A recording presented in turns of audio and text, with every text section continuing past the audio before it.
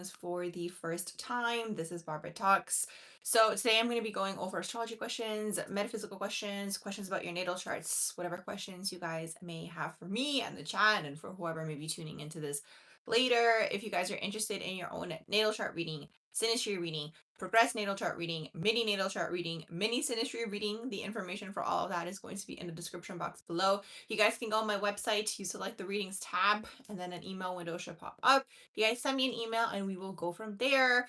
Welcome, you guys. How you guys doing? What is new? What should we talk about today, you guys? What is new? While we're waiting for everybody to come into the chat, there's some of you guys who commented on my post that had some questions. So I'll start with those while you guys are all trickling in. Let's see here. Okay, let's see. Oh, there's actually quite a few. Okay, it didn't pop up under my comments, but now I'm seeing even more questions. So let me answer a few of these. Okay, so one of you guys was asking about out of sign conjunctions. Okay, you said, what about when you have planets conjunct but in two different signs? Yes, this is called an out of sign conjunction. So that's usually going to happen when you have something in the later degrees. Here's the thing, okay? Different people like who look at astrology and all of these things are going to look at different like degrees is really what it is to determine the aspects. I look up to 10 degrees. Sometimes I'm feeling the energy in the person, so I even open it up to 15 sometimes, like degrees of an orb. Some people are going to be like very strict with it. They're going to be like only, 3 degrees, 4 degrees. Like that is, the conjunction and the aspect and square and whatever, right? I look up to 10. Okay, so I'm pretty generous. So when you have a quote unquote out of sign conjunction, that's usually when you have like one planet that is, let's say, in the later degrees, and then the other one is in the earlier degrees of the next sign. Okay. So they're conjunct. So you're basically taking the benefit, okay, of both of the planets in that particular case, but it's just the signs, okay, you're gonna kind of look at it as like an amalgamation of the two signs together. I hope that makes sense. Okay. So instead of it being in one sign, let's say you have, sun conjunct your moon in, let's say it's in Gemini, right? That's really going to amplify the Gemini energy versus, let's say, your sun is in late degrees of Taurus, maybe your moon is in early degrees of Gemini. So you'll still have the sun moon conjunction, okay, which, basically means sometimes, your parents are on the same page, your ego and your emotional world are on the same page, right? But you still have to look at the blending now of Taurus and Gemini together, as well as the houses, okay? Welcome, you guys. What is up? I'm answering astrology questions, metaphysical questions, questions about your natal charts. What do you guys want to talk about today? What questions do you guys have for the chat and for me today? I'm just answering some questions from my post that I'm seeing here. Okay. So those of you who asked the questions, you're probably going to see the live replay and then the answer will be there. If you're watching the live right now, then, you'll see it in real time. So one of you guys said Lilith and Chiron have been on your mind lately and reinventing yourself again. Yes, I look at Lilith and Chiron in a natal chart. I find, actually, interestingly enough, one of the first things that I look at is Chiron. Interestingly enough, because it tells you the wounds within the person. Like, let's say, even if I'm not doing a reading, even if I'm not doing a reading and I just met someone, one of the first things I go to see is what's going on with their Chiron. And same thing, like these days, I'm opening up that orb, 15 degrees, to see what is going on. Is Chiron playing a huge role in here? Because a lot of the time that symbolizes, especially with Chiron, that the wound is going to be affecting, right, the rest of the natal chart. So it's this. And then also I like to see what is the potential wound here, okay? Hey everyone! You said you checked my website and it looks like I have 1 hour general consultation only for readings and business guidance. Yes, I think I took off. Okay, so this is what happened. I need to go back and like re-edit the whole thing because I have the Astro Guidance page, but then I removed it, but it's like still a page, but it's not like available to you guys. That makes sense. So I need to basically put that back up. Okay, so I'll maybe make just like a guidance tab or something of that sort. Maybe I'll just add like another tab for Astro Guidance. We'll see. But yes, so what I'm going to be doing is I'm going to offer packages of, well, there's going to be one session, so you guys can either buy one session or 3 sessions of the quote unquote astro guidance. If you're interested in it right now and I haven't updated the website yet, you can still send me an email. Okay, I have the information. Okay, it's just not on my website yet because on my website I just had, I think, 3 like a package of 3 and a package of 6, and I think I only did it for an hour, but I'm also gonna add half an hour in there, okay? I mean, I've been doing half an hour with some people who have already reached out to me, so I'm gonna add it on the website as well. But I did take it off. Okay, so you're okay, good that you checked, okay? Because I do remember doing that now. I took it off like the actual general page where you guys are able to see. You can't see it, I can see it. Basically, I only have the business guidance up there. So yeah, so that's another thing too. For those of you who are interested, that's another thing that I do offer. I also offer business guidance, business consultations. If you had a reading done with me previously and you want to do like a follow up, because that's the thing, like with the astro guidance, okay, I'm calling it astro guidance. I'm not going to be looking at the whole natal chart in our meeting together, okay? It's more so if you have questions, if you want to talk, if you want to chat about your chart, okay? If you have anything that really stands out to you, and you want to do like a one on one interactive experience, it's this, okay? So that's the main thing to understand, that like those one on ones aren't actually a reading, okay? But I do have readings available too, okay? And then a follow up to the reading. And so I wish, I guess, the follow up to the reading, I guess, could be similar to the astro guidance as well. Hey, oh my gosh, you said you're binge watching. Awesome. Welcome. I know I decided to go live, you guys. I have so many videos I need to edit, but I was like, I'd rather just go live instead. Hey everyone. Oh my gosh. Hey Clarice. How are you guys? What is new, you guys? What is the 411?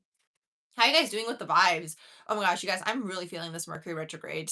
It is really like this like energetic cloud. Almost feels like restrictive energetic. Like it feels Saturnian to me. So I need to see like what's actually going on. But yeah, so Jupiter went direct, which is awesome. And then we still have that Mercury retrograde cloud, which is until next week. And then we have 2 weeks of post shadow with the Mercury retrograde. Sometimes, honestly, I know people are excited for Mercury retrograde to be done, but I personally, a lot of the time, feel it more in the post shadow, because it's like you think it's done, but it's not actually done. There's still like the shadow period. So it's this. Hey you guys, how you guys doing? Hey Psychic Dashton. Hey Christina. I'm glad you guys are here too. Hey Tay. Hey Alpha. Concern. Oh my gosh, I got all my OGs in here. Claris. Okay, Eternal College. Okay, let me answer your question, then I'll get back to my post questions, because some people had questions from my post. You said, what are your thoughts on birth chart with Jupiter conjunct Saturn, 7-8 degrees Libra? So in the early degrees of Libra, you said 12th house, co-present with Pluto at a much later degree, 23 degrees. Can you tell me what sign, and because you said co-person with Pluto, is all of that in Libra in the 12th house for you? Can you let me know? You said you're having massive brain fog these days. Mercury is your chart ruler, but it doesn't always affect you badly. Depends on the sign and the house. That's the thing. I think it depends, and it depends where it's hitting you in your chart. Is really what it is. Because some of them I just like breeze on by. You know how people say like don't travel during Mercury retrograde? I traveled before during Mercury retrograde and I had no issues. This one, for whatever reason, I'm trying to think like what sign is it in? Let me see the date. We're March 11th, so we're still in Pisces season. So it's technically in Pisces. But I'm just like trying to think, like maybe because it's in Pisces, maybe that's why also there's like so much of that fog energy, because honestly, like one of the days, because I was still traveling when it started, and I just remember also feeling that fog energy. Like I just like couldn't like ground, because I was like trying to make a plan of where I was gonna go, and then I was ending up in like all of these like side streets and like random places, and then I was just like wandering around, and I was like, how did I end up here? And like the buses weren't aligning, and then I would like Uber, and it was like this whole thing. It was like this whole thing. So maybe it's because it's in Pisces, but there's definitely something else going on. I have to look and see what's going on with the rest of the transits, even though I don't do transit readings for other people. I do check sometimes when I'm feeling it like this. I'm like, what else is going on up there? Because yeah, Mercury in Pisces is definitely like fog energy, is really what it is. And also, when you have Mercury in Pisces, or if you have Mercury Neptune in your chart, you also have to like be very wary when you're driving, because Pisces like clouds, because Mercury's cars, and then Pisces also, okay, Pisces or like Mercury Neptune aspects also like clouds. Let's say like your vision, like you're not focused as much, is really what it is. You said you had your best trips during Mercury retrograde. See, I stopped believing that. Like, I remember when I first found out about it. Oh my gosh, I found a text message in like my photos, like my own like archive photos, and it was from like 2014. It was like a screenshot, I guess, that I had sent my friend or whatever. And it was 2014 when I discovered Mercury retrograde for the first time. We're talking about everything. Hey, Fairy Goddess, how's it going? Mainly, I've been talking about Mercury retrograde right now. I'm answering astrology questions, metaphysical questions, questions about your natal charts, nothing predictive. You said Jupiter, Saturn. Okay, so all of that is in the 12th house for you with Libra in there. That's interesting. That's interesting. When I see Jupiter conjunct Saturn, that's always such an interesting energy to me because it's like Jupiter tries to push you forward, Saturn pulls you back. So it kind of sometimes feels like two steps forward, one step back. In the area where Jupiter is meant to be blessing you, Saturn restricts you at the same time. So it's like harder to achieve things. And then on top of that, you have it in Libra and it's in the 12th house. So connected to like your relationships, you may feel restricted in this area. You might feel like something is like, even fated when you have Libra in the 12th house, for example. You might feel like these connections are faded, but then Saturn comes through, which could either like make it feel like extremely real, if that makes sense, or like break the illusion for you in a way, or it's like it could restrict you. Do you know what I mean? Like there's this energy of that taking place. You said, "Hey, I know I love the lives too. I'm glad to be back. I'm glad to be back. It's easier for me to do the lives. I have videos recorded. I just need to sit down and edit them. But it's like a whole thing to edit.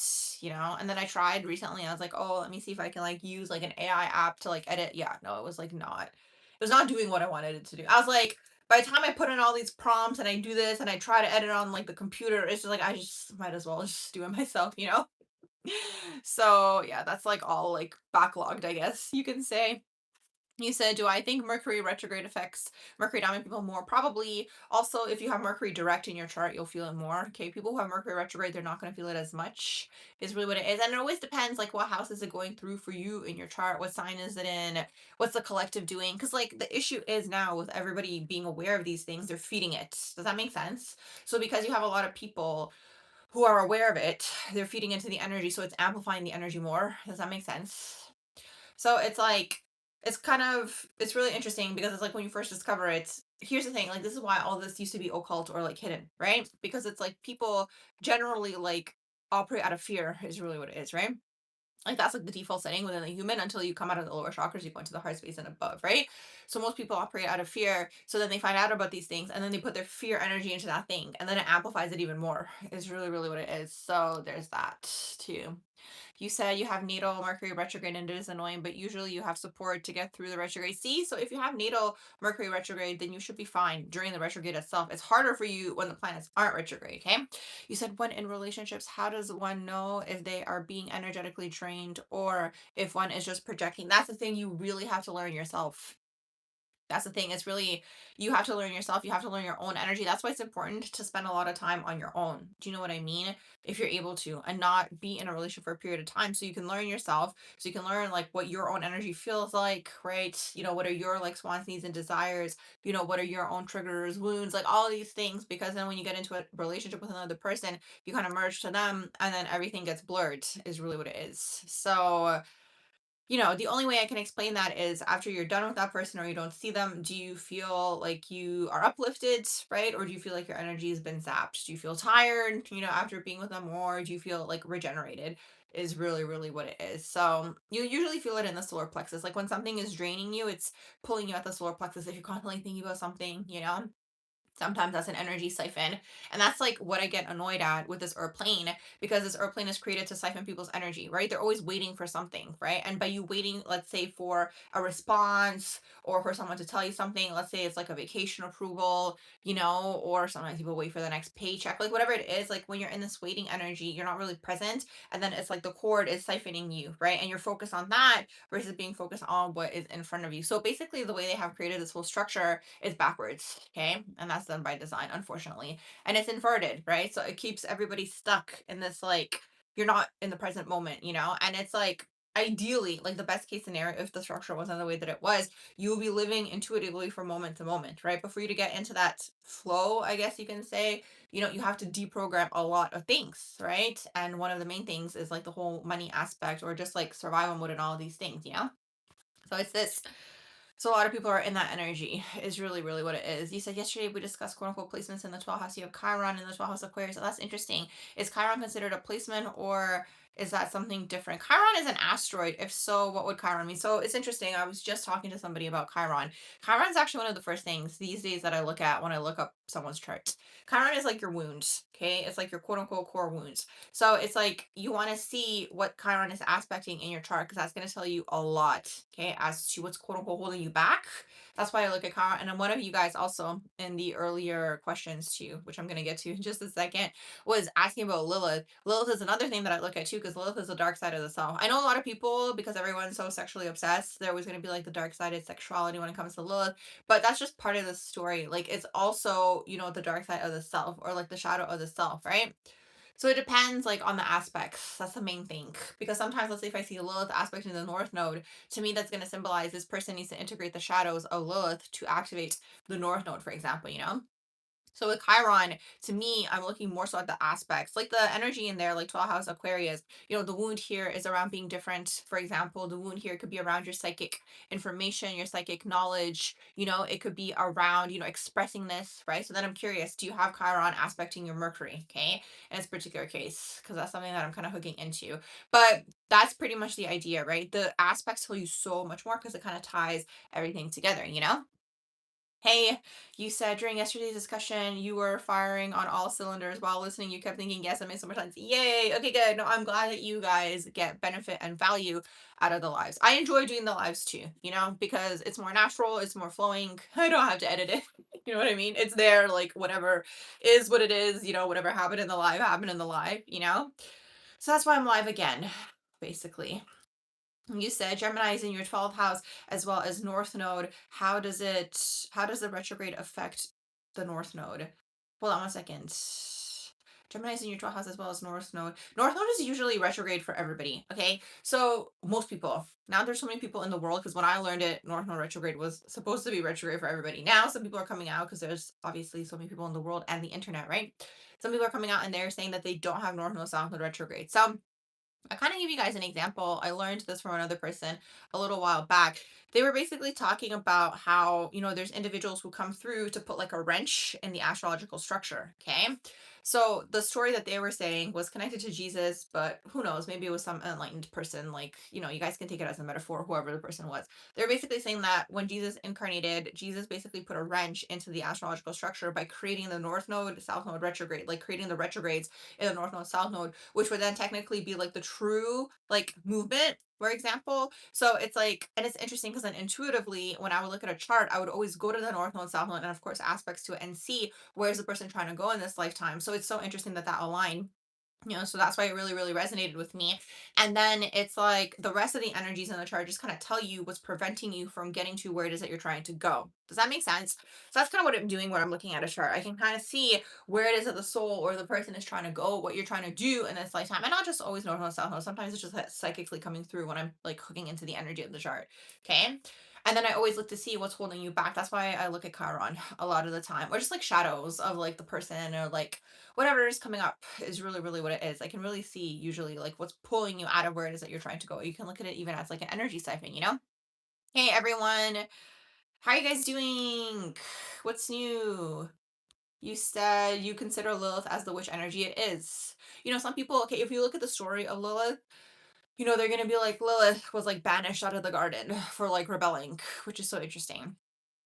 Because it's kind of like, was this like the true feminine energy? Do you know what I mean? Like, was Lilith the actual like true feminine energy, which is like the ultimate destructor, is really what it is? Because like Pluto is also the destroyer, but it's like Pluto also regenerates, right? So when you have Pluto in a chart, it's like you go through these deaths in reverse, but Lilith is ruthless. Lilith comes through and Lilith is going to leave you with the pieces for you to pick up those pieces. And that's kind of like the extreme, like, I guess you can look at it as like the extreme feminine energy is really what it is. Some people might call it dark feminine. I'm so over all of these terms. Like, people are using metaphysical concepts to describe like physical things, and it's just like that's not what it is. It's like an energy is really what it is. Even, for example, it was so interesting when I was at the ocean.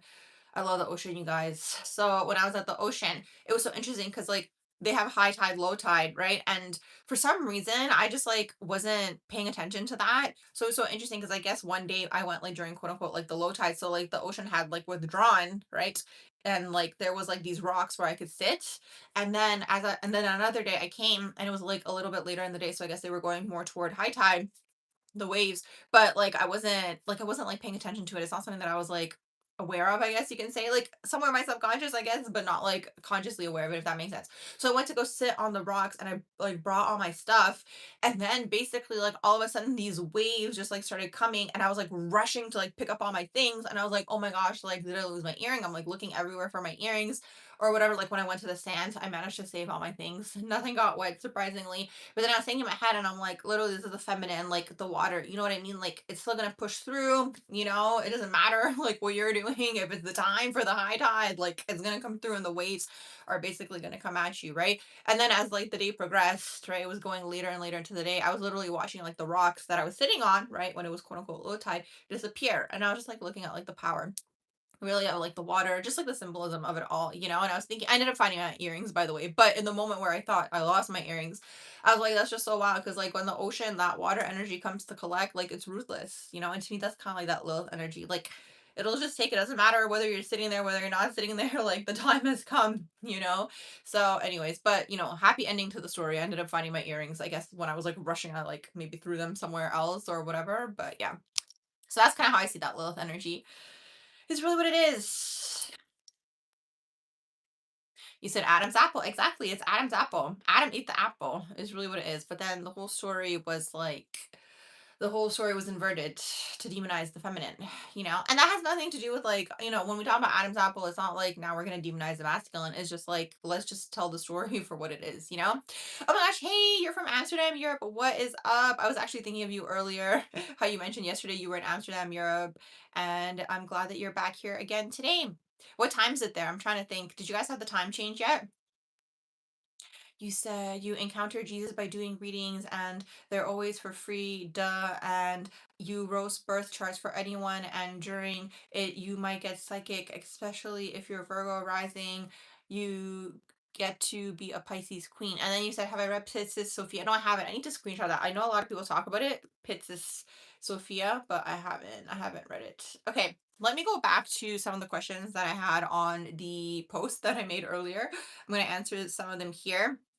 Okay, so one of you guys said, okay, in the post, you said you actually wanted to ask me something that you found. Okay, you said as you look at your whole chart, you feel like a lot of things are not lining up, and you're wondering if your big three can somehow overpower the other placements. For example, your midheaven is Leo 10th house, but you're very much a hermit and introverted, and then you have no desire to be in the public, and you're pretty sick of people. You said you're just wondering if your sun sign or rising sign, or even if you have a lot of tall house energy, Mars, Pluto, Saturn, and Libra, just overrides the other things. For example, you said another example, your Venus is in Aquarius and you feel like your Pisces sun reflects and overrides your love style. Okay, so the thing is, in these cases, when these energies might not quote unquote resonate with you, you have to look at the aspects, okay?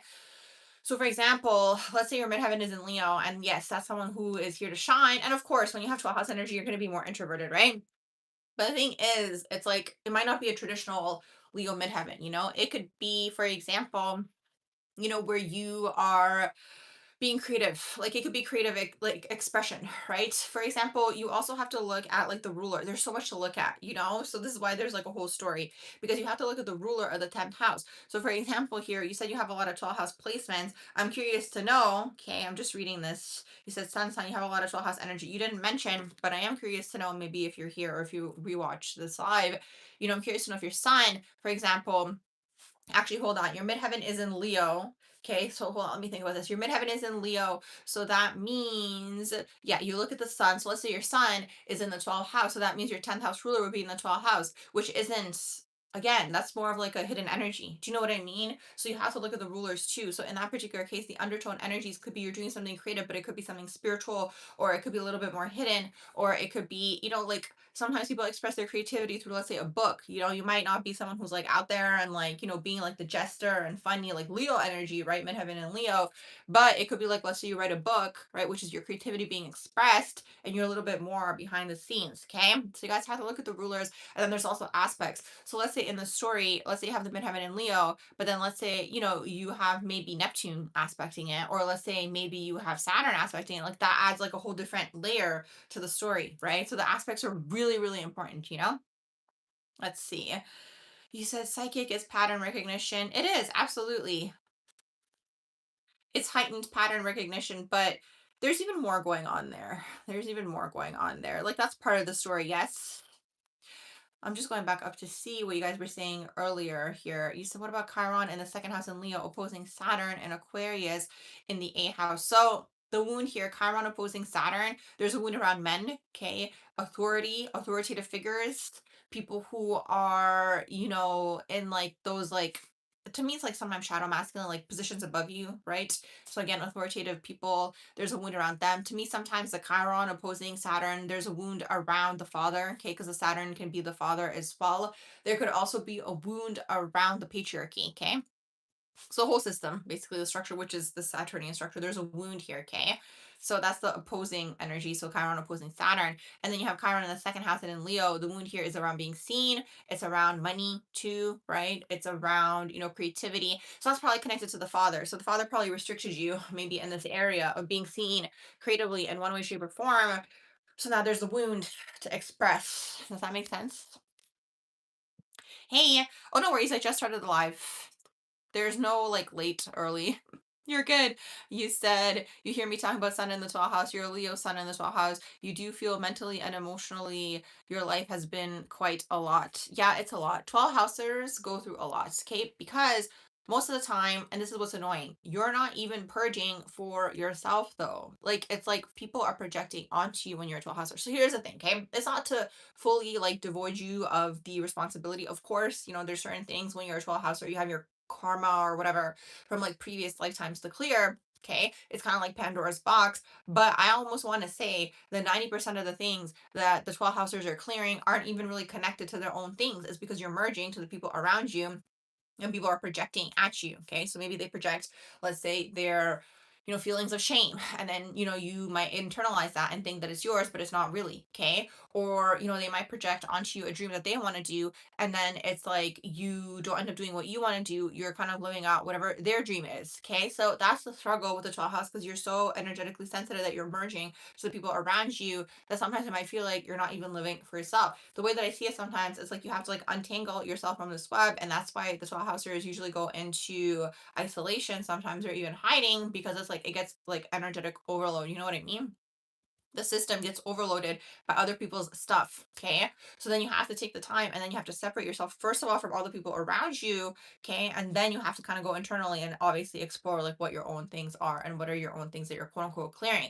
Now the thing is, the way that I see it is like these days I'm like a lot of these things are just like energies that you can just kind of be like, I'm not engaging with that anymore. That's the way that I see it these days. You know what I mean? You just have to not engage with that pattern or that loop, but you still have to have the awareness of what the pattern or the loop is, because a lot of the time these people might still get sent your way. So for example, like 12 housers might deal with energy vampires a lot, but it's like, at some point you kind of have to explore and be like, why did you allow these people into your circle? You know what I mean? Like, what is it that, kind of created this thread or this cord between you and them? A lot of the time is boundaries. Sometimes it's you seeing the best in the person. Sometimes it's you seeing their divine version, who they could be. Sometimes they show you a glimpse of that.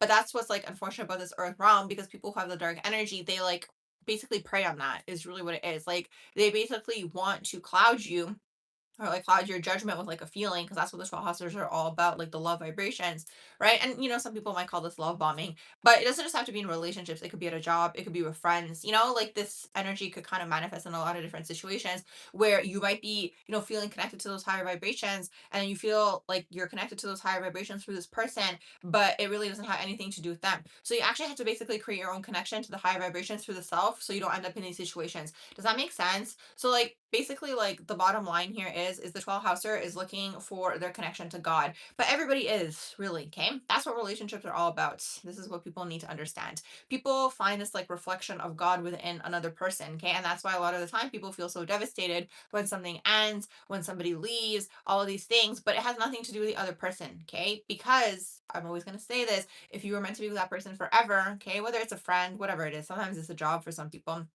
you know, it's like you would have incarnated with them together. You know what I mean? So it's like you enter alone and you exit alone, right? The rest is like the journey in between. So I think that that's what people are looking for. They're looking for their connection to God, source, the creator. And this has nothing really to do with like being religious. This is just like the energy that's outside of this realm, because this realm is very dark. So it's just like people are always trying to achieve the love vibration, which is the God vibration. Like the God vibration is the love vibration, essentially, right? Is really what it is. So you have to figure out how you can get there by yourself, okay, and be in that on your own, okay. So, there's different ways of doing that. That's why people sometimes say do what you love and so on and so forth, right? But that's the thing. So that's why sometimes the darker energies hook into this, okay, and then they end up siphoning your energy. They end up draining your energy, but you still have to have the awareness that really what they're doing to you, especially if it's like a high level narcissist, they become very good at mirroring back to you yourself, okay, is really what it is. So you're actually like falling in love with yourself through the other person. And I actually have a video on this, okay, called Love Dating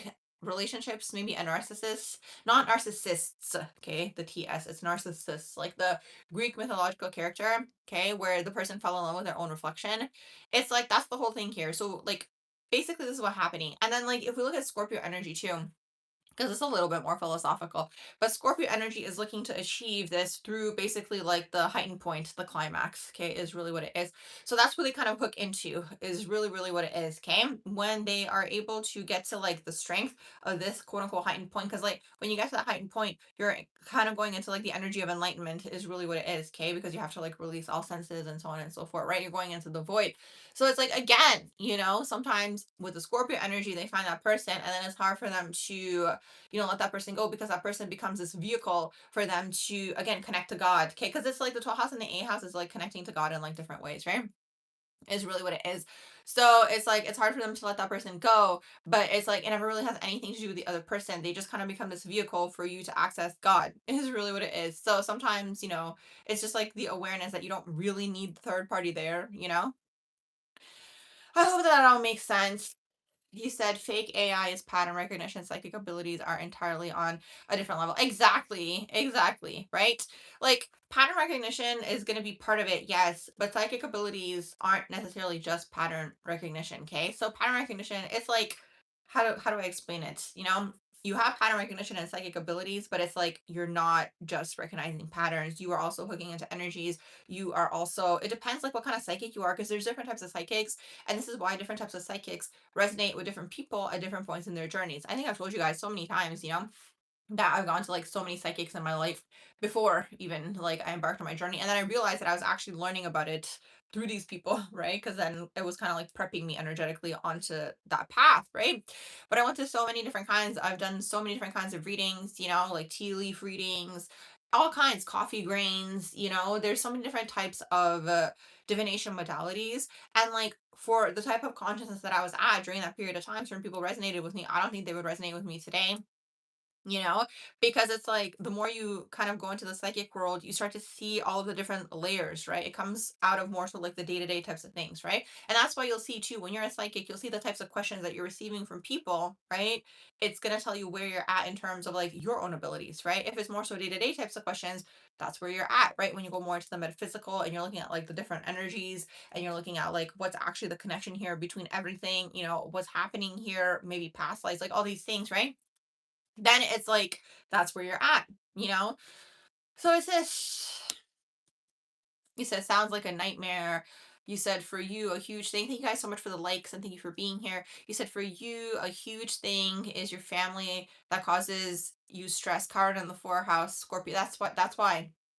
What's your moon in? Can you tell me what your moon is in? You said you have moon conjunct Jupiter in the second house. And Scorpio, any psychic thoughts? Moon conjunct Jupiter. I mean, this is a very like there's a very spiritual energy because it's conjuncting Jupiter is really what it is. But there's also a lot of freedom loving energy there, even though you're a Scorpio, you know? So when it comes to like your relationships, you're going to be looking for dynamics where you guys can kind of like grow spiritually together, or like through theology and all of these things. It's an Aquarius. Oh, that's so interesting. Yeah, that's why you have beef with them. Because literally your own moon, like your internal world is conflicting with like the home, which is like the Scorpio energy, which is the four house. And then also you have Chiron there. So there's a wound. So there's an energy here for you where it's like you have a hard time separating yourself from them, or just like picking yourself or doing your own thing, or like your own individuality because of the wound connected to the home, okay, is really, really what it is. And also when you have like four house Scorpio, I see in Scorpio, if you have a Scorpio moon, moon Pluto, like there's usually a lot of enmeshment that happens here. Like it's like usually a family that's like all up in your business too. Okay. So it can manifest in that way as well. So now you also have the moon in Aquarius, so it's like squaring this. So it's like part of you really wants your own space, maybe even your own privacy to do your own thing, right? Because it's still in your own chart, but they're like all up in your business. It's honestly when you have Aquarius and Scorpio in a chart, it's a challenge. There's always this push pull between the need for intimacy and closeness and like wanting to do your own thing and like your own space for you. It's manifesting in the fourth house and the Chiron is in there. So that, like the wound is there too. Okay. It's like a wound. So that's kind of like what's holding you back. Okay. You guys can look at it as like, this is why I look at the Chiron. That's today's theme. I love it. This is why I look at the Chiron because sometimes psychically I see the Chiron as just like this like energy drain, almost like this like thing that's like pulling you energetically in one direction because it's the wound. Okay. So in this case for you, because it's in the fourth house, right? And it's probably aspecting the IC too, I'm guessing, you know. And then there's probably a wound here connected to the mother too, where you may have internalized like a lot of her own wounds, if that makes sense, because your IC is in Scorpio. So for example, there could be a wound here to separate from the mother. You don't want to leave her alone. You don't want to make her feel abandoned by picking yourself, by choosing yourself. So like, because it's siphoning your energy, you can't actually do what you're trying to do. Okay. That's what it is. You said, oh my gosh, you have four house Chiron and Virgo. Yeah, that's the Chiron. So when you guys have, okay, when you guys have Chiron either in Cancer, or if you have Chiron in the fourth house, or if you have Chiron aspecting the moon, okay, or if you have Chiron aspecting the IC, okay, Chiron aspecting like the area of the home, it's like the wound is around the home, okay, so the wound could also be like, you didn't have that family feel, okay, or like the family vibe, or maybe there was a neglect sometimes for some people, and then it's like you're always looking for that out there, and this is why sometimes people join gangs. I'm not saying you guys will, okay? But that's why I was even saying for Cancer energy, because they finally create that family feel that they were looking for always, okay? Or sometimes the wound can manifest into people having kids really young because they're trying to rectify the home by having their own kids, but it's coming from like a wounded place, okay? So that's the struggle. And of course, the deeper wound here is like the wound around the mother overall, okay? So it's this. You said, what about Chiron in the fifth house in your Taurus? Can you tell me about the aspects? You said, "Do I not want pets?" You said, "Even though you're good for everyone else's animals, Chiron, Virgo," or maybe you were answering somebody else. You said, "Can you get to an age where your chart projections no longer come true?" Yeah, when you overcome the chart, that's when you've like broken free. Okay, so you guys have to look at astrology as like it's part of the matrix system. Okay, that's what ends up being true. So it's like you have to look at it as like the energy around the earth, okay, as astrology, and then you want to operate outside of that. That's probably when. I don't think there's like a specific age. I think it just is when you achieve that level of consciousness. Like I think that's the end goal, okay? So like break free from it. You said chart ruler in 12 house Pisces rising here. How do I feel about 12 house of Pisces? That's intense. You feel so much. You feel like sometimes you feel like your life sometimes is a dream or you feel worthless. Okay, well, if you are feeling negative in that sense, like see if you can maybe do some kind of like let's say worthiness meditations or like write down, things that you really like about yourself or, like things where you can hype yourself up, so there's that. 12 house Pisces is a struggle, okay, because it's like when you have Pisces in your chart, you incarnate down here with specific spiritual missions, okay, and the earth's energy is so dense now. It's like less dense than it used to be before, because before it was just like really dense and detached. Like now we're more energetically connected, which is so nice. So that's like one benefit of like the post CV era, post 2020. So it's this, but overall, it's like you incarnate with like a spiritual mission or spiritual message, or you're more like spiritual as a being, which everyone, I understand, all humans are spiritual, but some people are, more in the material, sometimes they're more practical with how they do things. Pisces doesn't. So Pisces struggles down here. And then that's why Pisces is also connected to substances, especially drugs, okay? Because then it allows them to escape, but then it puts you into this vicious cycle because it's like you're already out of body. If you do the substance, you go out of body even more. Other entities can attach, then you do more substances. You like it better in the higher realms, all of these things. And it's like it's an avoidance then, with the substances. So that's a struggle for Pisces. So Pisces is not an easy energy to have, okay? but you have to figure out how you can ground it, right? So there's no point in sitting here and being in victim energy. It is what it is, right? The Earth's energies are what they are. No one's doing anything to change anything. So we might as well learn how to adapt and work with the energies versus, sit there and be like, oh, I can't do anything because I have this in my chart. So you just want to see how can you ground that Neptunian Piscean energy, right? Find something that you really like to do, focus maybe on that one thing, versus being everywhere because Pisces also tends to be very scattered, and like Pisces deals with service. So probably if you're in some sort of field or realm where you feel like you're giving back or helping people or being of service, like you'll see these people in like social work types of situations, or you'll see them sometimes in therapy too. But it's like, humanitarian types of things where they're like helping and giving back. It's like kind of, giving you some sort of meaning and purpose. So it kind of helps you to keep going. Yeah. I hope that makes sense. You said, by the way, what I said yesterday about Taurus characteristics was a master class. I actually edited that clip of the video. I'm gonna post it eventually on here again, but I put it on my TikTok. You said you've known two Taurus in your life and they were exactly the way you described. Yeah, exactly. They go under the radar. I don't know why Taurus goes under the radar. I guess because we focus on other energies more, like especially if you're into astrology, Taurus is an earth sign, so like they're not as into astrology. A lot of the time, like Taurus risings are very much not into, obviously not all of them, depends on the rest of the chart, but out of all the rising signs, it's usually Taurus rising that tends to like not really be about astrology and like these types of things, which is interesting because they bounce off of Scorpio. But I just find that because they're so about the earth realm and it's in opposition to Scorpio, like they can be very like cynical, I guess you can say, or just like not believe or skeptical, maybe, when it comes to astrological things and like not believe in those types of, they just have different belief systems, is really what it is. But that's the shadow of Taurus. They are just not fun to be around when they don't have money. Okay. And you know what's wild? As I was editing the video today to post on my TikTok, I literally just posted it before this live. As I was editing it, I was really thinking, and I was like, this is the whole banking system. The whole banking system is Taurus in the shadow. It just like makes so much sense. You know what I mean? They, deal with interest, they want to keep people in debt, all of these things. That's the whole banking system. It's Taurus in the shadow. So, anyways, I was thinking about that before I came on here. Let's see what else you guys saying in here. You said you needed that. Good. I'm glad that it resonated. You said, and your chart ruler is in the eighth house. So it's like both 12th house and 8th house. That's intense. Yeah. So you're super spiritual because you're Pisces rising. So your Jupiter's in the 8th house. Yeah. So your chart is super spiritual, psychic, right? So you might be interested in psychic work. Maybe you want to do tarot cards. Like, you have to like ground yourself in something that you love to do because then that'll be like your grounding factor. So you're not like kind of getting sucked into the rest of the vibes of this earth because this earth is just like, it's not a very high vibrational place. Like, let me just say that. You said you guys hate being broke. Yeah, exactly. They don't like it. And it's just like with Taurus energy, it's like the fear is also instilled in them. And also because they're like slow and steady wins the race. Like okay, so here's the thing with Taurus Scorpio, right?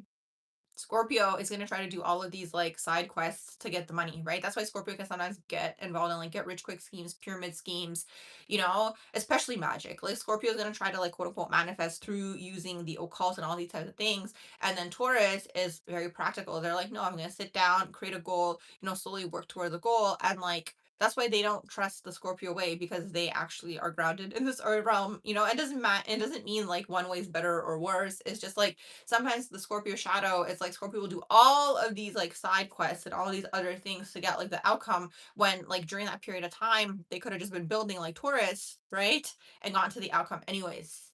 So it's really, really interesting to see. But life is about balance at the end of the day. So you want to kind of get somewhere in the middle, right? You can't be in either extreme either, right? And sometimes Taurus is too slow, right? And sometimes Taurus can be lazy. I'll tell you guys that about Taurus too. Like that's another thing that goes under the radar with them. It's the bull, right? So sometimes they need that initial push, to get started. Is really what it is. Taurus energy and Cancer energy. Those are the two energies that can kind of go into like being lethargic. But for Taurus, less than Cancer, right? For Taurus, when there's the goal, and they have the vision and mind and they're working toward it, and the ball is rolling, right? But sometimes they need that initial push, to get the ball rolling. Is really what it is. You said, there you go. We have a confirmation. You said Taurus rising here. You used to think that astrology was the most stupid thing ever. You changed your mind 180 degrees. That's amazing. Your chart probably progressed. You probably came out of the Taurus rising at this point in time. It's interesting because it's just interesting because it's like you guys bounce off like the Taurus energy bounce off of Scorpio, so there's like this believing, like there's a little bit of it there. It's like a spark that needs to be ignited. It's almost like when there's a bag and there's a hole in the bag and then you put your finger in there to like make it even bigger. you know? So it's like there's like that glimmer, that little bit of light that you need to like feed, and then they'll believe it eventually, right? But if they're in the material, they're not going to believe. They have to go through something usually, okay? To have some sort of quote unquote awakening, to actually start believing the metaphysical is really what it is. Most earth signs, but mainly Taurus, because they're like the earlier earth sign, So Capricorn, they're a little bit more into the occult. I mean, they are the devil card at the end of the day. Don't forget that in the tarot. You said your Chiron is in Virgo 7th house, descendant conjunct Chiron. Does this cause issues with men? Not just men, it's all relationships. It's not really men, okay? Because it's the descendant, which is your seventh house, okay? So that's all relationships. I mean, if you're into men, you might see it being expressed there more, okay? Because it could be your romantic relationships, but it's a wound around relationships in general, okay? And if your descendant is Virgo in the seventh house, you can attract very critical types of people when it comes to your relationships. Now, again, you might, if you're into men, right? It could play out in those relationships more, or you might see it more, right? In those dynamics, but it's going to be all relationships, all interpersonal relationships. That's the seventh house, okay? There's a wound. It's a wound around this. So you just have to pay attention to not go into the energy when you have that in your chart of like trying to be perfect for your partner, trying to appease them because it's like seventh house and Chiron. A lot of the time these people have like fear of missing out. Maybe they were left out a lot when you have Chiron in the seventh house. Maybe you were left out a lot when you were a kid, or like, your friends didn't invite you places. So it's like, it could go really into that puppy dog energy where you're like chasing after people always. So it's not just in like romantic relationships. It could be in your interpersonal relationships as well, right? But you might see it more, right, in your romantic relationships. Because usually, like, the thing is, there's something that happens in romantic relationships that, like, just activates all the wounds. I guess because it's like connected to like the moon signs. There's something going on in there. But these things, it's the attachment style. That's what I was gonna say.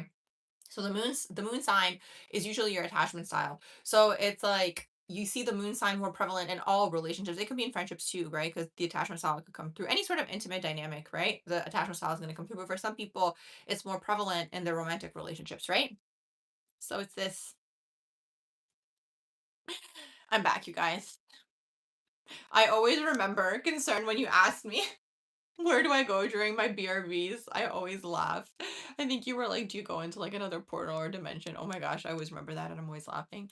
You said there's symbolism everywhere if one's paying attention, but the question is who gave meaning to those symbols? Yeah. Well, I mean, you know what? There was symbolism from the beginning of time, right? Even when they had hieroglyphics, like, and they didn't even have letters and they were communicating in pictures, right? It's like from then, So it's like it's very much like it's very much like a human thing, I think, to like look for meaning in things.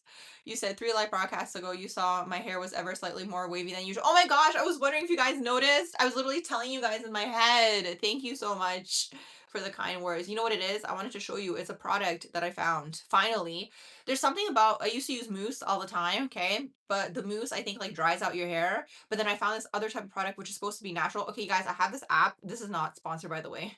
So, if anyone tunes into this video and you guys want to sponsor, I mean, I'm all for it, but it's not sponsored. So there's this app, maybe you guys know about it. It's called Yuka, and you can like scan products to see like what they get out of 100 of like how like, healthy they are, how natural they are. So I found this like brand. I mean, I don't know what it is now because maybe it changed. Because sometimes they discover new chemicals that are like not good, so it's gonna change the rating. But this is before I went traveling. I discovered this brand, and basically it got like really, really high. I almost want to say they got like close to 100 out of 100. So I bought it, but then what ended up happening was I went traveling, so I wasn't able to bring it with me.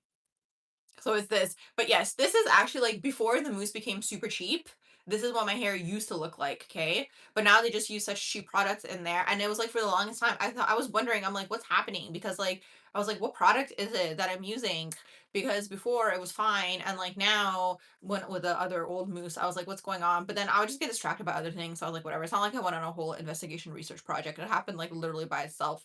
So then, I was switching shampoos a lot though. Okay. I was like checking out different shampoos because that's another thing that I noticed too. a lot of the shampoos, they're either using cheaper quality or more chemicals. I don't know what it is.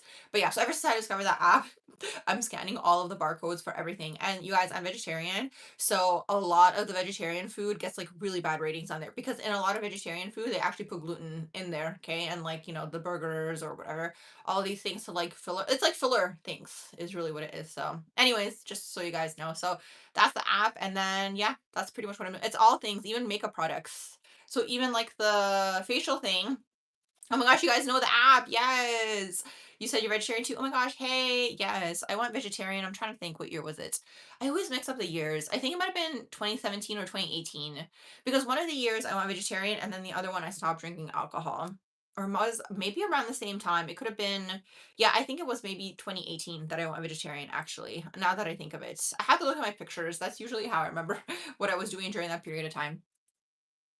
But yeah, I think it was around 2018 that I went vegetarian. You said you have a real world question. Even at this point in your life, you have been so indoctrinated into the matrix. You have difficulty finding something that you love that grounds you. You said you know your placements, heavy Scorpio, Pisces rising, in the Aries moon.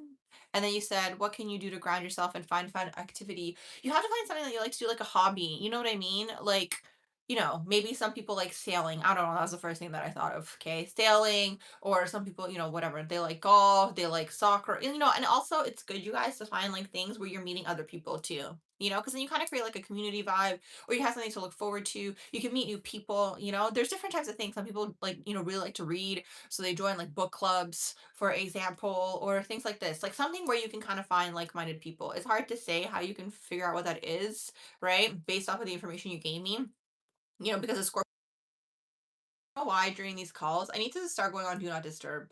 Or during these like lives, I always get a call. But anyways, can you guys hear me? Because it starts glitching sometimes when the call comes through and it goes to voicemail. Anyways, so yeah, if you have Scorpio Pisces in your chart, basically like you could be interested in occult types of things, or Pisces could be interested in so many things, music, something that kind of like brings you inner peace, nature, all of these things. Okay, you can hear me. Okay, good. You said when reviewing chart, is Juno the sign you're supposed when reviewing your chart, is Juno the sign you're supposed to date? Not necessarily. I mean, I do have a video on here if you want to look at your Juno, if you want more information. But okay, this is what you guys want to look at, really, okay, to see what kind of energy you're pulling through, okay? Because that's the thing to understand. You guys can look and see what's the energy that you're pulling through towards you, okay? So you want to look at your seventh house ruler. Okay. So what's the sign in your seventh house? Okay. So let's say in your seventh house, you have, let's say, Taurus. Okay. Then you go and look in Venus. Okay. Because Taurus is ruled by Venus. What house is Venus in? And then the aspects to Venus. Okay. That's going to give you the best picture of what kind of person you're pulling through, what's, going to happen in relationships, the quote unquote karmas around your relationships. Like that's the best thing you guys can do. Okay. So you look for your seventh house ruler and you look for the aspects to your seventh house. Now, the thing is, some planets or some placements have two rulers, okay? So let's say you have Scorpio in your seventh house. In that particular case, you're going to look at Mars and Pluto, okay? In that particular case. And then the aspects to Mars and Pluto. So that's one thing you can do, okay? The other thing you can do, it depends if you're into men or if you're into women. If you're into men, you're going to look at the sun, you're going to look at the Mars, and sometimes even the Saturn and the aspects to this energy, okay? And it's going to tell you, again, what kind of energy you're pulling through is really what it is. Or in other words, who is attracted to you, okay, energetically is really what it is. If you're into women, you're going to look at the moon and you're going to look at the Venus, okay? But the main thing you guys want to look at is your seventh house ruler and the aspects to your seventh house ruler. That's going to give you the whole story as to what's going on with your energy. What are you vibrating unconsciously? What are these people attracted to within your energy fields? Because that's going to give you the whole story. So, for example, let's go back to Taurus. Okay. So, let's say your seventh house ruler is in Taurus. Okay. So, you go and see Venus. Let's say you have Venus, okay, in Aries, and let's say it's in the first house, right? That's also going to tell you where you might meet this person. Okay, and their personality type. So in this particular case, you could meet this person when you're doing something for the self, okay? Or like your overall personality, right? Could kind of just attract this individual. Or let's say, you start a business, you go to a business conference or an entrepreneur conference, or you're a manager, all these things. Or that person can work in those fields too, you know? So let's say again, Venus and Aries, just to make it simple, right? This could be someone who is very like fiery and assertive. So you might also notice this like in terms of how they pursue you too, okay, or how the relationship could potentially start, right? So there's so much. So then in that case, also now you're gonna look at the aspects to Venus. So let's say you have Sun conjunct Venus, right? This is gonna really be someone with like a big personality. So there's so much to look at, you know? You said you assume the Yucca brand also got high ratings in the cruelty-free category. I'm not sure actually. You can download the app and see. I think I'm trying to think if they like talk about like gluten-free and all those types of things, or they might. They actually might. I'm trying to think. Actually, let me go see. Hold on. Okay, I hope this thing doesn't start freezing. I'll be right back. Okay, back, you guys. Okay, I wasn't able to go on a huge investigation, but because I only was able to see two products, I didn't. Because sometimes if I'm gone too long, this thing starts glitching, or sometimes it's gonna like exit me out of the app, so I didn't want to risk that. But I have this vague memory of seeing this, but I have a vague memory of seeing like a little bunny in the app. I'm not sure. Maybe some of you guys can answer that question if they talk about the cruelty free part of it. But yes, it's just going to tell you like, what chemicals are bad in there. Is it high risk? Is it low risk? And then it's going to give you like the green energy, or it's going to tell you if it's yellow, if it's red. So it's wild because like I was like scanning some chocolates. I love chocolate. But yeah, all of them got like 0 out of 100. I was so sad.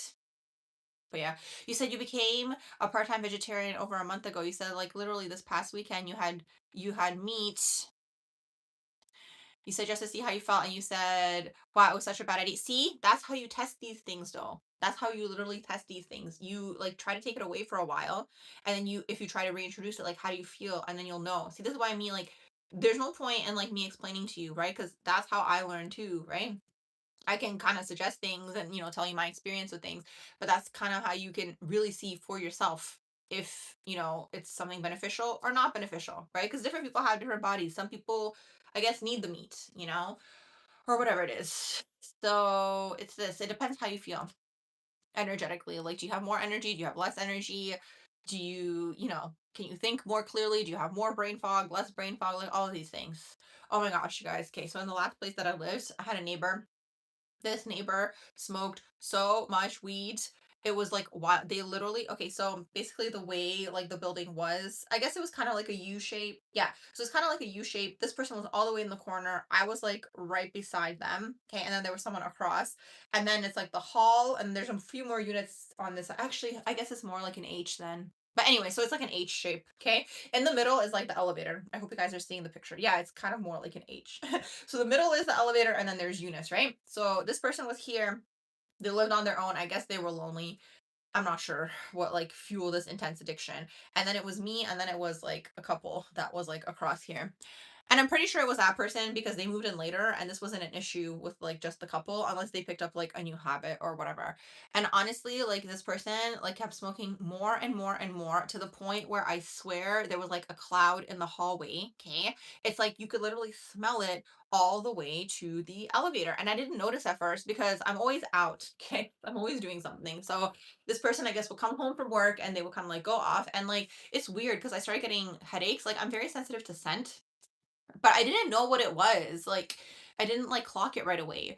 So I was like, what's happening? It turned into this like whole thing, me going to the building manager and being like, okay, can you tell them to stop? And then the building manager was all like, oh, like they don't want to single anybody out because they are not sure that it's that unit. There might be the other one. I was like, why can't you just write like a general letter to like the whole floor? Because the whole rule is like if it interferes with like the like hallway, like the common spaces, they're not allowed to do that. You're allowed to do whatever you want in your own unit, but in the hallways and like the common spaces, like you're not allowed to basically do anything in there. So finally got resolved after like a few months. I also kept traveling in the meantime, like while I was still there, so it's not like I was pushing, but I really had to like I was like, okay, like let's like get this like finished. But anyway, so the whole reason I'm saying that is like sometimes people start doing something and then like they get desensitized, like this person's probably desensitized to the scent, right? Or like even to the feeling, so then they do more, more, more, more, and it's just like this like whole intensity is really, really going on. So yeah, so for them, if they stopped, they would only see the difference then. Anyways, that's my whole story about that. You said, honestly, it's been such a positive experience and only over 1 month, no more brain fog. See, that's the thing. Even present in the moment and oddly more energy. Yeah, you have more energy. You get more energy because you're not, because meat is dense, okay? And I'm not trying to like pitch anything here. You guys have the free will to do what you want, okay? This is just my own experience. But the thing is, this is how I discovered this, okay? Interestingly enough, let me tell you how I discovered this whole like meat thing, okay? So basically, what happened was me and my friend, we were traveling, okay, and we were in Spain. And actually, they were way more advanced than us back then here in like the Western countries. I mean, Spain is the Western country, but I mean like North America. So, anyways, in Spain, they already had a bunch of vegetarian places, and then me and my friend just for fun, very similar story, right? We were like, oh, like let's just try and see if we could just like be vegetarian. Hold on, give me 1 sec. Okay, I'm back. I just had to drink water. Anyways, so me and my friend were like, oh, like let's just try and see if we can be vegetarian or whatever. And like let's see how it goes. And it was fine. And then that's literally it was like a gradual process. And then I was like, okay, like let me continue trying this and so on and so forth. So then what ended up happening was actually even before that, I'm trying to think where it was in the timeline. I think it might have been before that. I remember I ate one of those like when people have like the cleansed meat, like religiously cleansed or whatever. So I went out with one of my friends and I ate like a chicken sandwich like with the cleansed meat and I was like I remember thinking I'm like why does this taste better than like regular chicken? I don't know, maybe it's the placebo effect whatever, but it was in my mind. So that was at the back of my mind. Then the whole vegetarian like month thing happened and then it clicked and I was like, "Oh my gosh, the meat tasted better because they cleansed the energy from the animal when they took the animal out." And I'm pretty sure that's their explanation because you have two different religions who do that with the meat, right? So, anyways, so I was like, oh my gosh. So I was like, that's what it is. And then I realized that I was actually taking on the extra energy of the meat, right? In terms of like whatever the animal was feeling, because I'm super energetically sensitive. So, anyways, that was my epiphany about that. But then, I tried to have Beyond the Meat burger. I'm glad that like they're not going to be selling anymore because I don't think those are real meat. But anyways, let me just see. One of you guys was asking about Vertex in here. Vertex in the A house. Can you tell me what sign you have in there? Because the thing is, with Vertex, the sign is the vibe of the event, and then the house is basically like the person you experience this quote unquote fated event through. So, Vertex in the eighth house, you would experience a fated event basically through a spouse, maybe. It could also be through an intimate partner. It could be through an astrologer. It could be through a psychologist. So, the sign in here is going to tell us like what that event might be. Okay. Oh, you said Aries. Okay. So, Aries in the A house. So let's say through an astrologer, you get inspired to start your own astrology business. There you go. Okay. Random example. Or let's say, through maybe your spouse or your intimate partner, you get inspired, like for an Aries type of event, right? So you get inspired to go to the gym, for example. There you go. Okay. Helps change you and transform you. Okay. Aries can be athletics, all these things.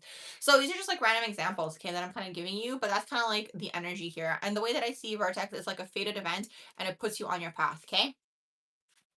You said you just took a break from the live to watch some of my videos, and the way I do astro readings is very detailed and knowledgeable. You're curious to know as to what got me into astrology and my sign. Okay, so I'm a Libra sun, but my sun is in the 12th house. I'm a Scorpio moon, I'm a Libra rising, and then I'm Pluto dominant. So that's pretty much what got me into it. You know what's wild? Even when I was younger, okay, so I started working very young, you guys. I was like, actually, I was 15 when I got my job. My first job, it was retail, but I didn't get to start working until I was 16 because I thought I was older when I was, applying or whatever. So I had to wait until my 16th birthday, which was like actually like really surprising that they waited. So bless them because that was such a fun journey. I was there for 7 years, basically like through the rest of my high school and my undergraduate degree and all of that. So, anyways, one of my closest friends at that job basically would always be like, you're not like a typical Libra, like, because they had other Libra family members and all of these things. And back then I didn't know, like, I would always be into like astrology when I was a kid too. I would like read magazines and like read my horoscope and all these things. And I was always into occult things. Like, you're always drawn to it, right? If you're into this world. And I remember when I would go with my friend too, we were kids then, like we were like maybe like 10 or something. We would go to like this bookstore or whatever, and like in the bookstore we would always go into the occult section and we would like like look at all these things, right? Like we were like super into it, and it was so fun back then because we would like at Starbucks and like we would go to like the book section and so on and so forth. But anyways, so that was a fun experience. But yeah, so then later, a few years, it was actually that same friend. It's so wild. That same friend got into astrology first, and then they started asking me about my chart because I didn't know about the rest of the placements. And then they started asking me about my chart, and then long story short, I discovered I was a Scorpio moon. And then when I started reading about that, I was like, oh my gosh, my whole life makes sense. And I was like, this is probably why I'm not like a typical like quote unquote Libra, right? Is really what it is because I have all the Scorpio energy in my chart, and then I'm also Pluto dominance. Is really, really what it is. So yeah, that's kind of what got me into it. And then I got super into, like, I was always into the metaphysical world. Like you guys, I did so many different things. Like I did Reiki, I used to do Oracle and like tarot readings for people, but I just find astrology more like centralized. So it's easier. You know what I discovered? I discovered that I was basically looking like throughout my life, like unconsciously, I guess, or subconsciously, I was looking for an outlet for my psychic abilities. That's kind of what my whole journey was because I did a yoga training too, like the yoga teaching. I did all of that. I did everything in the metaphysical world. And then I found astrology and I was like, okay, it's interesting enough for me because I love to learn and there's always something to learn. Okay. And then also it's like a good outlet for me to like hook into things psychically. I hope that makes sense. So that's my story. That's about how I got into it in a nutshell, of course. I think I have a video on here if you're interested in learning. It could be under my maybe entrepreneurship playlist. I'm trying to think where it is. Even if you search Barbara Talks, I think I have a video where I talk about how I got into astrology. There's of course the other part of the story where I was like obsessed with successful people and I was like, how are they so successful? And of course that also led me there too. But yeah, otherwise I'd give you like a whole hour presentation. But yes, in a nutshell, it's this. Okay. Hey you guys, I'm answering astrology questions, metaphysical questions. You asked me if I ever go live on TikTok. I was literally gonna go live today. I used to go live there first, and then I'm not sure. Like last time, recently when I went live, it was also Mercury retrograde. And then now today, I didn't have my other like camera thing. Like I was gonna set that one up so I'm live there while I'm live here. Is really what it is. But yeah, maybe I'll go live there again sometime. But nothing in the plans. Okay, you said thoughts on Chiron conjunct Vertex in exact synastry. That could be a fated event where you're healing the wound, is really what it is. Oh, and that's the other thing too that I wanted to tell you guys. I also, that's the main thing too that I look at also when I'm looking at synastry. I also look to see what's going on in the synastry between two people. Are there Chiron aspects? Are there Lilith aspects as well? Okay. So yeah, that's my story about that. You said you were talking about various astrological systems, including whole sign system. If we look at whole signs, it gets rid of interceptions. Exactly. So whole signs doesn't have interceptions. And that's where it's like interesting to me because the interceptions really resonate with me too. So it's this. And I was thinking about it after the live yesterday, and I was like, I do think maybe sometimes whole signs resonates with people because the time of birth isn't the most accurate. So maybe the whole signs puts them into like the accurate time of birth. Like maybe it's that. Or maybe sometimes whole signs, because now I've been looking at whole signs for myself, but now I was thinking and I was like, it's probably because my chart has progressed out of my original chart. So maybe that's why it's like resonating with me. But I do my readings on in the positive tropical system. You know, you said, can I answer a question? Why do you take things so personal? Is there an aspect in your chart where you can see that? I'm trying to think like what's going to make someone like sensitive. Aries people can sometimes be sensitive. They can be it's like hidden sensitivity because like the soul of an Aries is a Pisces. So it's like very hidden with them. Like you can't really see. And usually they're exploding, but it's like kind of related to sensitivity. So I'm trying to see like, I'd have to look at your whole chart to see what exactly it is. You said you have Venus conjunct South Node is a hard pill to swallow. Romantic love does not come easy as friendship love. Yeah, because also the Venus conjunct the South Node is like your past life lovers. Like your lovers are from a past life, or like your friends are from a past life, you know? You said as a seventh house Scorpio, I'm back up here, but I'll get back down in just a second. You said as a seventh house Scorpio and Mars and Pluto eighth house, you always seem to attract Pisces placements. What house you have Pisces in? Which, by the way, let me see what they were saying on the post earlier. Let me see if there's anything that I missed here. One of you guys said natal house Mars and Pluto and Sagittarius. Trouble with feeling what your feelings are versus if you're picking up on someone else. Okay, I talked about this with the Neptunian individuals earlier too. That was someone's question from the post earlier when I was like, should I go live? I was like, let me go live instead of editing my videos. You guys, oh my gosh, it's so funny. Like, I've recorded so much, but I need to edit it and I need to actually sit down to do that. But, anyways, so what was I gonna say? Okay, yes, with the like picking up on other people's energy, the best thing you guys can do is spend time in your own energy to learn yourselves, because that's only when you're gonna be able to separate from other people's energy. And if you want to work in the psychic fields, you have to, which these energies, like 8th house, Scorpio, Pisces, 12th house, like they're usually more like leaning toward that, right? Like leaning toward like helping and being in this realm, like the psychic realm, metaphysical, whatever, right? So it's like you have to really learn to separate your energy from other people's. Otherwise, you might be projecting onto them, your hopes, your dreams, your desires, and that means you have to come out of the lower chakras too. Okay. So you really have to explore what are your wounds, what are your triggers, what are your likes, wants, needs, and desires. Because I had someone recently, hold on. So recently someone basically said to me and they were like, they don't know if they're being psychic or if they're being hopeful, which is interesting. So it's like you like I can't tell you if you're being psychic or you're being hopeful because only you are gonna know what you're being hopeful about. Do you know what I mean? That's why it's like such an internalized journey. Like you can take all the tools, like you can take all of these tools to become, more in tune, right? But it's like ultimately at the end of the day, it's really a journey of the self and discovering the self and cleansing out things, right? So you can go into the heart space and above. That's the only time the information is going to be like quote unquote like pure or like, like information that isn't going to like skew you. Okay. It has to resonate with a heart space. You said once that a Neptune, Mercury, Moon, Sun, ninth house Capricorn, and Uranus, 10th house conjunct a psychic. Absolutely. In what way? You said it feels very complicated. Okay, so this is the only way I can explain it. When you guys have Neptunian aspects, right? In this case, like Neptune aspecting your personal placements, Neptune aspecting Mercury, that's psychic. If you have Neptune aspecting Mercury, if you have Mercury in the 12th house, if you have Neptune in the third house, Mercury in Pisces energies in there, okay? Neptune and Moon, you're feeling based, right? So clairsentient, for example. Sun, Neptune is a struggle because people are projecting onto you. So see, this is a theme today. You have to learn to separate yourself because when you have Sun, Neptune, your identity is created through a lot of the time people's projections of you onto you, okay? What they think you should be doing or who you should be versus who you actually are. So yes, this energy is absolutely psychic, is really, really what it is. Okay. Neptune aspecting the personal placements. That's pretty much you said, what do I in what way, what do I mean by that? Yeah. So you could be psychic, in terms of being clairsentient. I find that the Neptunian energy is clairsentient usually, okay? It's sentience, right? Here's the thing, okay? When people talk about, and again, I'm not religious, okay? But in the religious texts, again, you can look at it as a story or whatever, right? So, you know how they talk about like Jesus, took on the people's sins or whatever.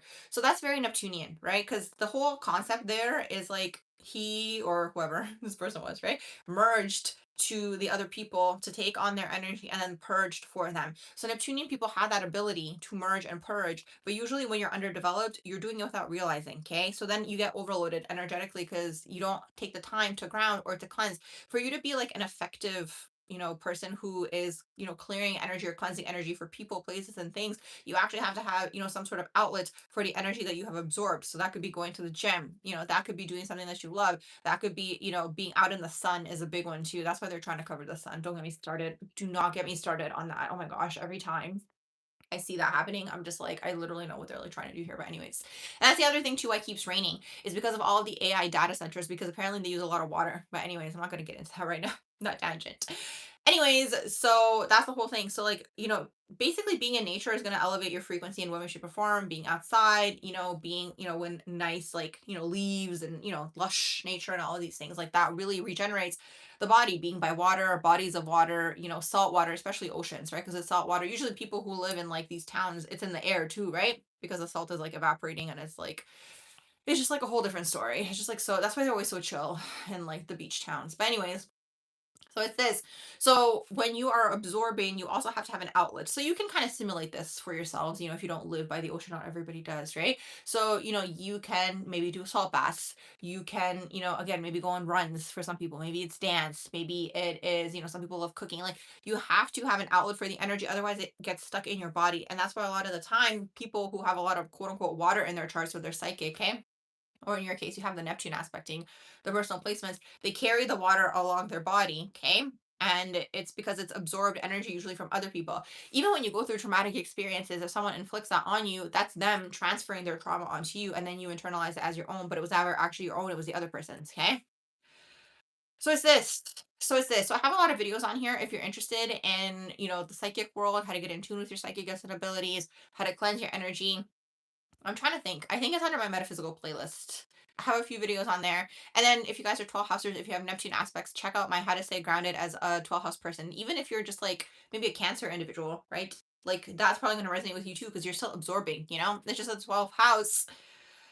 It's just that the 12th house is like more intense, right? Because there's no beginning and there's no end, of your energy and another person's energy is really, really what it is. Okay. So is this, you said, how do you balance the astrology aspects with the numerology aspects? I look at everything. Everything is in there for a reason. You said, are most relationships entrapments? I mean, I understand that relationships are vehicles to get you to where it is that you're trying to go. They're mirrors, right? But after a while, you start to see that the same patterns are playing out. Okay. And if you really look at it, especially the direction that we're heading in as a collective, we're going into a more Aquarian age, which is more individualistic. Okay. Which is more about the self, you know? And it's like humans need connection to survive. Okay. So it's not like all relationships are entrapments, but if it's a relationship that's out of the lower chakras, okay, so let's say it's, financially based, let's say it is status based, let's say it is you don't want to be alone, let's say it is, you need validation all the time, for example. You need someone to boost your confidence. If it's like these lower chakra things, then you are trapped, okay, in that way, right? If it's from the heart center, this is what like the way that I see unconditional love is too, though, okay? It's like you come and you go, is really what it is. But we're not there yet as a collective. That's why people end up feeling betrayed. But it's like sometimes, when people end up in these situations, I always wonder, and I'm like, were there red flags before? And then sometimes I wonder, and I'm like, is betrayal inevitable? Because it's like no one's going to be 100% how you envision them. And then sometimes, if you are more in the Neptunian fog, you project. A lot of relationships are people projecting onto each other their own dreams and their own fantasies onto the person. So they're not actually seeing the person for who they are. And again, Neptunian people might experience that more, but it's most people. Like I've been thinking about that recently too, how it's like, everyone has maybe some sort of like relationship dream or fantasy or whatever it is, okay, from the stuff that people are fed from a young age, okay, in the movies and all these things that they, project onto the other person. So then it's not even your own energy. It's something that, has been in a way programmed into you. That's what programming is. And that's why it's annoying. So that's why the whole journey is to like deprogram the self. So again, if it's a relationship that's operating out of the lower chakras, okay, yes, it is siphoning, right? Because at the end of the day, relationships are compromised, right? And like at this point in time, and if you live, I guess, in a Western, country, where you are able to be single, okay, or like financially independent, it's a different story. Other countries still have arranged marriages, or they're like heavily patriarchal, right? So it's like this is sometimes not even someone's choice, which is really unfortunate. So that's why sometimes I see people and like they live in a Western country. That's why I was telling you guys the other day, and then they're financially dependent on another person and like out of their own free will and their own choice. And I'm just like, why? Like, you don't have to be though, but it's like programmed, right? Because it's just recent, this like level of freedom that people have as well. So that's how they would bind people too, right? They would kind of like bind people together in that sense as well, because it's like you move slower when you're in a unit, okay? Versus as an individual, especially because the journey is of the soul. So most things down here are energy siphoning and binding, okay? Whether it's like not just romantic relationships, it could be a friendship, it could be a family relationship too, like maybe what they want you to do. This is why you have to get in tune with the body, because you'll feel it in your body, right? When you're more in tune with the heart space, if someone's trying to get at your solar plexus and below, and they're trying to energetically bind you, because then you also have the dynamics where someone's possessive. That's also lower chakra things. That's why you have the devil card in the tarot, right? Where the two people are chained versus the lovers card, right? Those are like the divine, relationships. But mostly I feel like that's like symbolism for within the self. Does that make sense? You said you can tell you're holding on to other people's energy because you get bloated all over your whole body and it's harder to move. Interesting. Exercise helps you release. It's harder when you let it build up. That's what happens. So sometimes the energy accumulates and it keeps you like stagnant. Okay, so like the dark energy, basically the way that it works is like it always wants to keep you in the same spot. So you might like not feel like it. Remember how I was telling you guys the other day too? One of you guys was asking about like psychic protection. And like you have to look at it like a shower, right? Again, if you're in a country where you're able to shower every day, right? And you have hygiene, most people are going to go through that. I guess even it's a ritual for some people, right? To cleanse themselves and to cleanse and so on and so forth. I find it interesting too though that in some religious practices they have to like wash their feet or wash their face or whatever it is before they pray. So they're like energetically cleansed because water is cleansing and water is actually like the connection to the other dimensions. So with like the physical reality, right? Even like let's say you make your bed every morning or you clean your house or whatever, right? I know there's hoarders and those people have some kind of other issue going on, okay? That's usually reflecting like their mental state. But in general, right, if you're in some sort of routine, right, there needs to be like a psychic routine too, right? It just is what it is. So psychic protection routine, or just like psychic cleansing routine. This is just so wild. I swear it only happens when I'm on these lives. But anyways, I swiped it away. So hopefully it doesn't interrupt the sound. Because that one time, I remember that one time it started glitching and you guys weren't able to hear. So it's like, oh my gosh, okay. Is it better now? Because it froze for me. Thanks. No, I'm glad that that resonates. I always try to pair the practical with the like spiritual, right? So just like how you have again, whatever your cleansing ritual is in the physical, you need to have that in the spiritual too. It's a frequency warfare. I swear, it was the other day too. And you know what I noticed too, you guys? Yay! I'm glad. I know. I'm glad that you guys are enjoying the live. I'm glad that you guys are here to be part of the live as well. I know. See, this is why I was like vibing the live more versus editing my videos. I was like, let me just like go live. But what was I gonna say? That happened to me the other day too. Literally, as soon as I came on the live, but you know what they did now? I guess is the update. You guys can't hear the background noise, even when my other phone was ringing the other day. It wasn't playing in the video. I remember how one of you guys was like, "Why do you keep saying confirmation?" And I was like, "Because literally, there's so much noise from the construction. It was literally like drilling, and it was not playing in the video, which is good. Okay, so you guys don't hear the background noise. But it's like literally, as soon as I started that live, this was like last week. It was like literally the second I turned it on, the drilling started, and I was like, what is going on? And I know that it's warfare. Like I know that they're always trying to interfere with everything. Like these are all the interferences. Okay, good, you can hear me.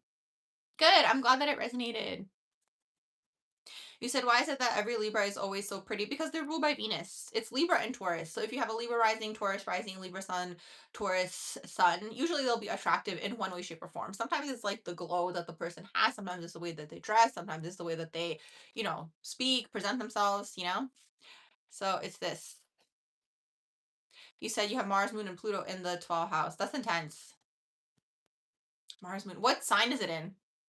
You said, do I think that teaching philosophy for a Sag rising? Yes. Perfect. Sag is here to teach. You said Sun, 7th house, Leo, 9th house, and Aquarius, Neptune, Uranus. Okay, so the Aquarius, Neptune, Uranus is generational. You guys are here in general to do your own thing. You're part of Gen Z, right? Aquarius, Neptune. What's your Pluto? Oh, you didn't mention Pluto. I'm curious to know, are you Gen Z astrologically? Gen Z in general, like from a young age, they're entrepreneurial. You guys, even my nail girl, oh my gosh, she's so awesome. Literally, she was in school and she started her own nail business. And now she's like doing that. Like the Gen Z, because it's Sag, like Pluto and Sag is entrepreneurial. So they literally start from a young age, like literally like early 20s. Okay. It's an entrepreneurial generation.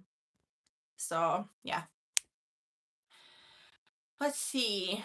You said Pluto. Oh, you're a Pluto in Scorpio from 1999. Okay. Oh, really? Is that in the Placidus Tropical? Is it retrograde? You said at first astrology seemed like destiny and you hated it. Like you don't have control over your own life, but it is karma. You can choose to change things. Exactly. I just reposted a video on my TikTok channel. I'm like, maybe people are ready to hear it now. It was from a year ago. My turnaround time, I tend to be ahead of the collective. So I'm about 1 to 5 years ahead of the time. So last year I went off, okay? I went off talking about free will, astrology, and Saturn. Okay. I'm not going to go off now, okay? Because I've let it go. I like ranted about that like literally almost every single live last year. So you guys can check out those videos, okay? Or even go on my TikTok and like watch my repost. It's not under my repost, like I posted the video again, like the memories that they show you. And I was like, okay, maybe people are going to be ready for the message now. It's a year later. Okay, so basically, astrology is the code of the matrix, okay, the matrix. It's the code, okay? We are operated under the astrological structure. So technically, you don't fully have free will, okay? Because we are under the astrological structure, okay? So you have free will in a range, okay? And the range is based on your astrology chart. Now, if you overcome it and you stop engaging with the energy, you are breaking the structure, okay? So that's the goal here, is to break out of the energetic structure so you're not affected by it anymore. Now, psychically, the way that I see it is like the earth is here and then like the structure is here. So the higher the frequency goes, we're going closer and closer to breaking it. Okay. So we're meant to break free from it because it's ruled by Saturn, which I always go off about that too. And because it's ruled by Saturn, Saturn deals with karma, and that's also connected to the reincarnation loop. Okay. So that's why you have a north node, south node, because if you completed what you were meant to complete with the south node, you wouldn't incarnate again. Okay. So that's the way that I see it. The goal is to not basically reincarnate again. I have videos on here about that as well, where I talk about not reincarnating again, what you can do, and like figuring out basically it's like living your soul's purpose or like desire. Okay. So you don't have any desires, so you don't reincarnate again. Okay, is really what it is. So you have to like get out of like what society's throwing at you all the time, the timeline and all of these things, and really like focus on what you want to do so you feel like you've done it so you don't have to reincarnate again, okay? So it's this. You said Pluto and Scorpio in the A house, so you're also a millennial. And it's in the A house. That's really interesting because that's a very psychic energy as well. And you go through a lot of changes and transformations. basically in the eighth house. So Pluto's like literally destructing the eighth house for you. So it could be in intimacy, vulnerability. It can be in, the area of just like psychology. Like you really go through like this whole basically transformation, but it's like of the subconscious, I guess, because the eighth house. You said what changes between Libra Mars and progressed Scorpio Mars. So when you look at the progressions, you kind of want to look at the energies together. Okay. So it's actually a nice progression because you're coming out of Libra, Mars, which is like, it's not the best placement for Mars because it's ruled by Aries, right? So when you have a Libra Mars, you want to do this, you want to do that. Should you do it? Should you not do it? Indecision. Like that's Libra's plague. I guess you can say what it's like in the shadow, the energy. They don't know what they want to do. They might want to do everything unconsciously a lot of the time. Libras are looking for someone to make the decision for them. But that's something that Libras meant to learn. They're meant to come into their power and do like make their own decisions, essentially, and just decide it and be okay with it. So the benefit is you go into Scorpio now, so you're going more into like the intuitive aspect of things. So, because you're more in the intuition, especially because of Scorpio Mars now, you'll be more of a go-getter. You'll actually feel it within the body. You'll be like, okay, this is what I'm gonna do. Versus like waiting and thinking and dwelling and like, yeah, that's the struggle with the Libra energy. Because the thing is, Libra can see everything from every perspective, right? So that's sometimes the shadow of Libra Scorpio in a chart. It's like because if you go into the shadow of Libra, which is indecision, and then shadow of Scorpio, which is like extreme self-preservation, it's like the indecision usually is rooted in self-preservation, okay? When you have Libra Scorpio in your chart. So it depends. It depends. It depends what's going on in the chart. Because sometimes the indecision for some people is rooted in people pleasing. Something you want to do versus what your partner wants to do, versus what your family wants to do, versus what society wants you to do. So, anyways, going into the progressed Mars, you basically come out of this energy, is really, really what it is. Thanks so much for being here, Claris.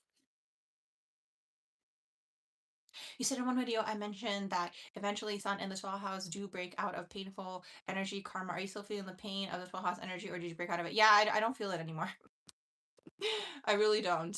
Yeah, but also here's the thing. My chart has progressed. It used to be in the 12th house, now it's in the first house.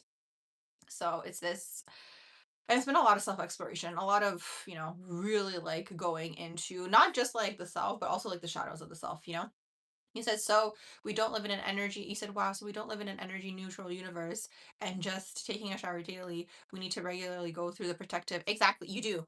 And sometimes and that's what I was going to tell you guys earlier too. Sometimes if you have, let's say, like a protective, spiritual protection, like, ritual regime, like whatever, regimen, like you mentioned, you know, and then you kind of are like, oh, I don't feel like it, or I don't need to do it today. That's usually the dark energy trying to deter you so they can kind of come into your energy fields, is really, really what it is. It's always about down here, you guys, it's a spiritual battle, like day in and day out. It's literally like a battlefield. It's really, really what it is. Thanks for being here, Claris. You said with tall house and Aquarius placements, you can tap into future and the astral easier naturally. Yes, you can. Absolutely. You definitely feel that this is the last time for people to get their karma right. No more reincarnation. I like that you said that because it is. So, somebody that I heard a while back, like this is someone who would talk about these things like years ago, okay? They basically were saying that we are in the opening energetically. Like there's an energy opening for like the souls to exit basically the reincarnation loop, which makes sense because they're pushing the transhumanism agenda, right? So because they're pushing that, it's like they're aware of it too. So they're trying to trap as many souls as they can into these machines, right? And then you're like trapped. I'm sure, if you look at it, there still is a God. I'm sure there will be some way for people to exit, but maybe it's going to be harder, or maybe they're going to go through the whole cycle again. I'm not sure, okay, what the rest of the story is, okay? But there is an energetic opening. That's why these things are more accepted now. That's why we're able to talk about it more. That's why more of us are resonating with each other, right? So there is some sort of energetic opening for people to leave this realm, okay? You just sometimes have to make the decision. Because when I was younger, even that shifted in terms of timelines. Because I remember when I was younger, I remember thinking, certain people, it was their last lifetime, even back then, okay? So I remember thinking that, but now my logic is that you can actually decide. Okay. So if you decide that it's your last lifetime, you're going to have to deal with what comes with that. Okay. Because it's like you have to clear all the energy, you have to detach from it. So you're not engaging with it anymore. Okay. And you have to go out of the lower chakras into the heart space and above. So you're not affected anymore by these things. Okay. And then the higher up you go, the more the dark comes towards you. Okay. So this is why you have to have so much awareness to see what the blind spots are, because a lot of the time the darkness is going to come through different people, right? I call this like mosquitoes on the astral. Like, have you guys ever noticed, let's say you're having a good time and then like, let's say someone wants to start a fight, or this person or that person, so you have to not react because they're trying to get your energy. So then it becomes kind of like a game of like the more you ignore it, or like the more you don't interact basically with the energy, it could still be there but it's not affecting you as much and eventually like fades out. It's kind of like that movie. I always give the example of that movie A Beautiful Mind. So in that movie, he was schizophrenic. So he would like see these like beings and they would tell him things, right? And then eventually by the end of the movie, spoiler alert, okay, he stops interacting with them. But the movie does such a good like depiction or like, showing you, like it does such a good job of showing people basically that the energy's still there. Like they were still trying to get his attention, but he literally wasn't engaging with them, but they were still there. They were like literally showing them. So it's kind of like this. I'm glad that you were here.